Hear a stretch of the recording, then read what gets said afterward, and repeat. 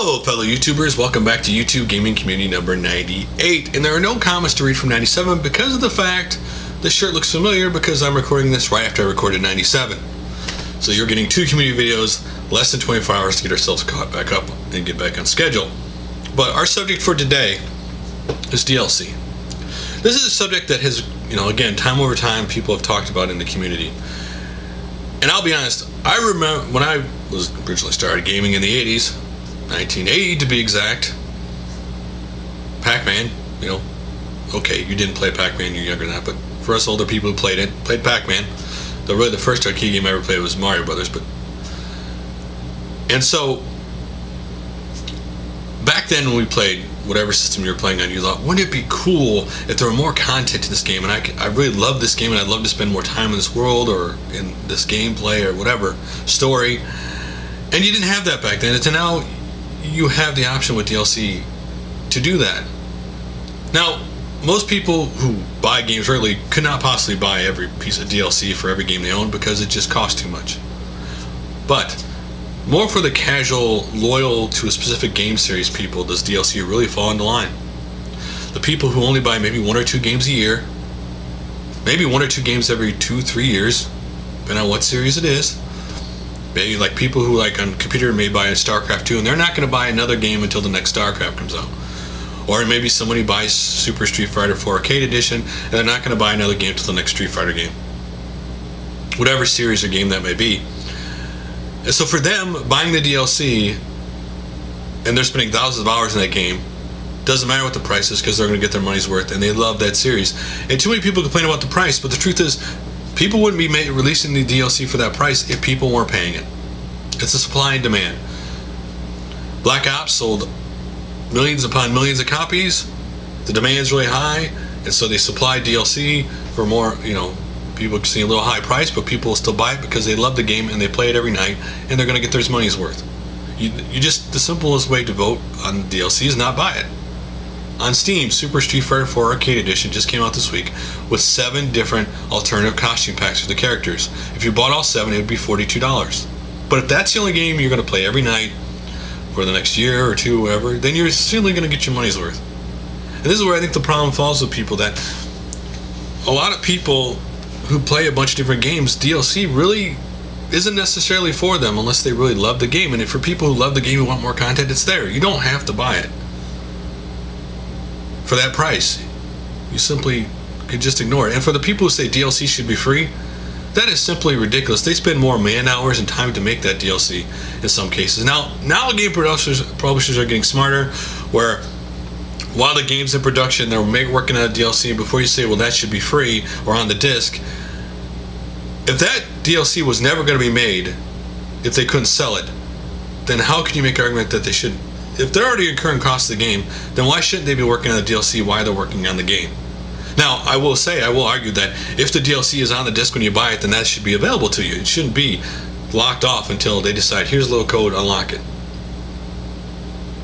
I could see putting some of the assets in for them, makes it easier for them, that when the DLC comes out, the DLC works better. So I just think people get the perception wrong. Most people who buy DLC truly love those games and get a lot of enjoyment and several hours out of it.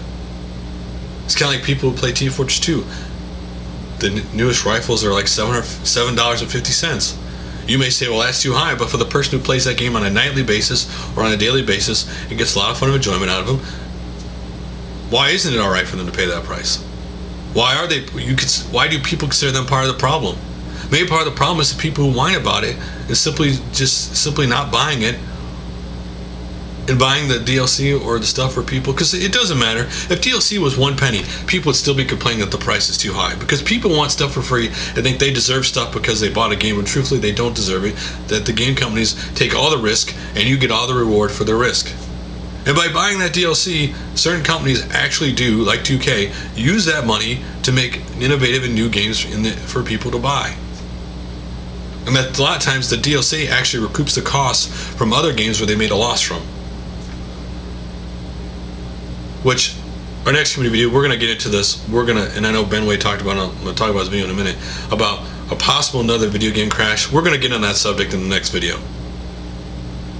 I'll explain to you why I don't think we're headed for another crash. But anyway, so let's get to videos to check out. The first one is from HappyConsoleGamer, Zelda 25th Anniversary Special. Now, they did not cover every Zelda game.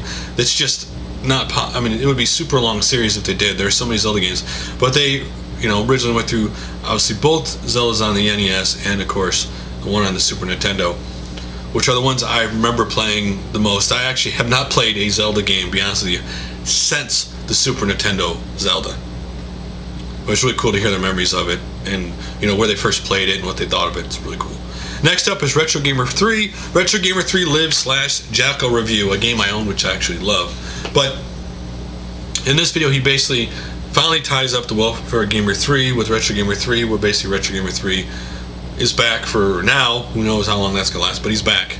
So go check that out. And then AqualungGameReviews did a Metal Gear Solid PS1 review and walkthrough. It is a 55-minute video, but to do a walkthrough of any Metal Gear game is really long because of all the cutscenes and all that stuff. So next up is Laura6683. Laura plays Dance of Pails from Castlevania on piano. Dance of Pails was from Castlevania Symphony of the Night. So if you want to hear a piano version of it, check it out. It's really cool. And then Noyjeetut, NES update and price wars with Cashiers. He talks about Cashiers and price differences they have on games. So anyway, it's cool to see the games they got. A lot of really cool old NES games. Next, top 10 video games, top 5 Game Boy accessories. If you've never seen a Game Boy printer or the camera or any other accessory, check out that video. Really cool. Next, of course, Steve Benway's Friday Talkie, Why I Enjoy Gaming, Digital Downloads and Crash. Where Why I Enjoy Gaming, he responds to my my YouTube game community where I talked about why do you enjoy gaming topic, and then digital downloads, which is from Review Tech USA's video about digital downloads, and then he talks about the possible crash, and he does get into the 3DS too. Next is TVandLust, My Game Collection 7/29/11 update. So if you want to see his new games, check that out. And then FinnGamer Me on GamesTM magazine. If you want to see what GamesTM magazine looks like from the cover and through the inside of the magazine, check that video out. And then Lots of Games, Game Pickups, episode 12, where he goes through the newer games he just picked up. And of course, Lots of Games, he always gets the collector's editions of games. Next up, BroKenGaMezHD, BG's Next Generation Combination. This is where someone posted a question and their response to him about what of the next generation system combination systems are you going to buy? Is it the Wii U, PS4, whatever it's going to be. So if you're interested, check that video out. And then SonicCollectibles, Sonic the Hedgehog 20th Anniversary Statue from Joypolis unboxing. This figure is not the 20th anniversary figure you see released from Sonic. This is a figure you can only get from Joypolis in Japan. You can only get it out of a claw machine for a limited amount of time. So if you want to see what that figure looks like, check it out if you're a Sonic fan. And then Luke Morris won a new toy to mess around with. Pana custom arcade box with Supergun. Really cool, really huge, actually, really cool, huge thing. And then just one other video in case you didn't know, and it's on Luke Morris' one channel, kind of news. If you did not know, Tokyo goes digital, so long analog, at noon on the day, he recorded the video, which you can see it on his channel, which I'll link to it. It shows that Japan went finally to digital.